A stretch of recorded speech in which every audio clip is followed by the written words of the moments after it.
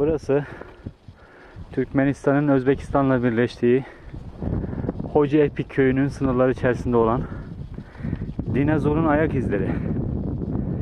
Gördüğünüz gibi burası sanki bir beton kütlesi gibi bir kaya parçası.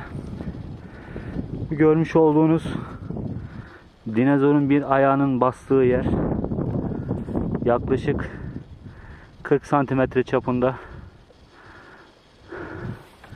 ve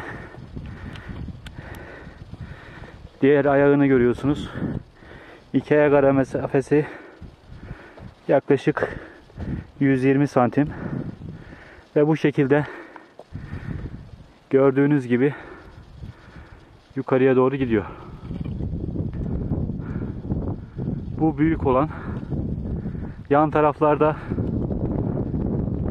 diğer kısımda göreceğiniz yerlerdekiler küçük ayakları. Gayet enteresan, ilginç bir nokta.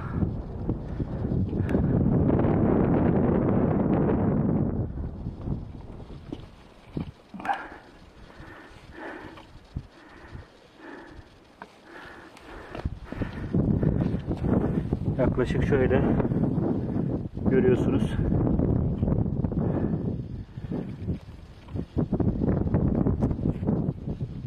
İki buçuk, 3 karışa yakın bir ayak boyu var.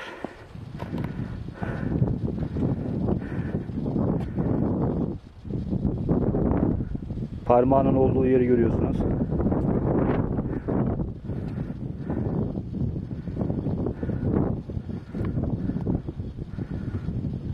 Değişik çatallı bir parmak yapısı var.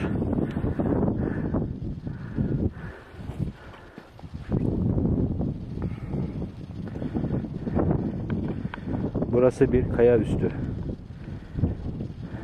Bu kayayı eğer bu kadar yükle basabiliyorsa bu dinozorun ağırlığını düşünmek lazım. Bakın burada çok net olarak belli oluyor. Parmaklarının şekli dahi belli.